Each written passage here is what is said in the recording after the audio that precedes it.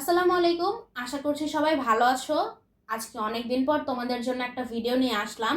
তোমরা যারা medical second time aspirant আছো, আমাকে অনেকেই বলেছো আমি যাতে তোমাদের জন্য স্পেশালি জিএসটি পরীক্ষার জন্য একটা স্টাডি প্ল্যান মেক করে দেই। তো আমি এখানে শেষ 25 দিনের তোমাদের একটা স্টাডি প্ল্যান দেওয়ার চেষ্টা করছি। এখানে আমাদের 6টি সাবজেক্ট আসবে প্রশ্নে, তোমরা সবাই জানো। প্রতিটি সাবজেক্টের জন্য 25 মার্ক। পরীক্ষাটা অবশ্যই শর্ট সিলেবাসে হবে।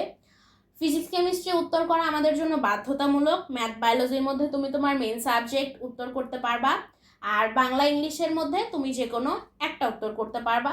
তোমার মেন সাবজেক্টটা উত্তর করার পরে ম্যাথ বা বায়োলজির বদলে যে কোনো একটা মেনলি।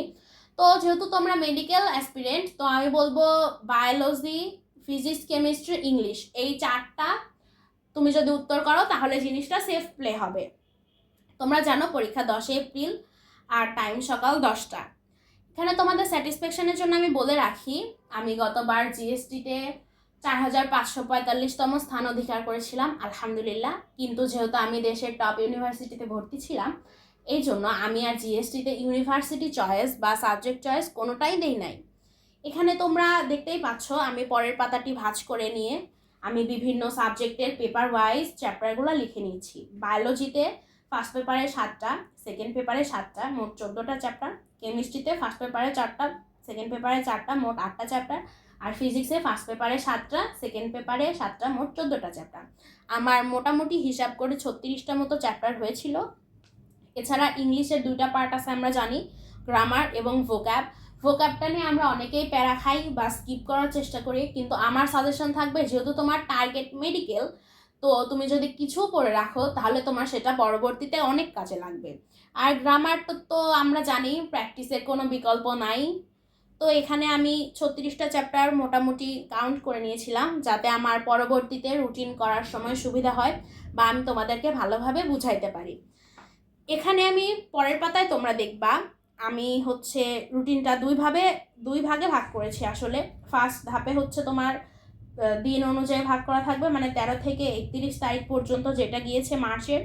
আর সেকেন্ড স্টেপে তোমার 1 থেকে 9 তারিখ। এখানে আমি সেকেন্ড স্টেপে আবার আরেকটা ভাগ করেছি, সেটা তো পরে আসছি।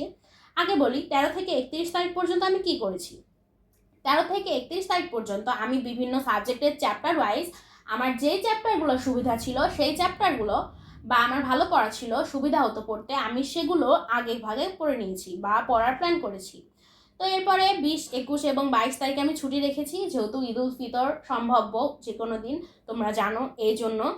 আর ইংলিশটা আমি প্রতিদিন রেখেছি, কারণ তুমি যদি ইংলিশটা না পড়ো তাহলে তুমি শেষে গিয়ে রিভিশন শেষ করতে পারবা না। আচ্ছা, তোমাদের অনেকের কাছে আমার ভিডিওটি পৌঁছাতে 2-1 দিন দেরি হয়ে যাবে, সেখানে তুমি ছুটির দিনটা 2-1 দিন কনসিডার করে সেটা মেক আপ করতে পারবা। এরপরে 1 তারিখ থেকে 6 তারিখ পর্যন্ত আমি একটা ধাপ রেখেছি, সেটা হচ্ছে 1 থেকে 3 তারিখ মানে প্রথম 3 দিন তুমি বায়োলজি পড়বা, 4 থেকে 5 তারিখ মানে 2 দিন তুমি কেমিস্ট্রি পড়বা, আর 6 তারিখ তুমি ফিজিক্স পড়বা। এ গেল আমার 2 ধাপের রিভিশন।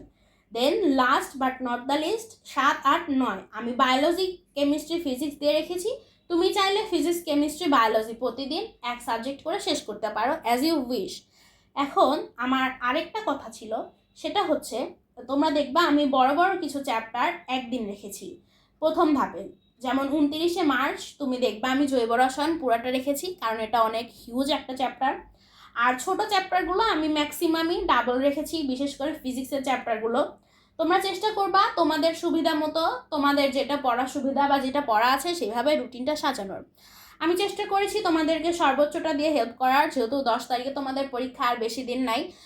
সো শেষ 25 দিনে তোমরা যেভাবে শেষ করতে পারো সেটা দেওয়ার চেষ্টা করেছি। আজকে এই পর্যন্তই।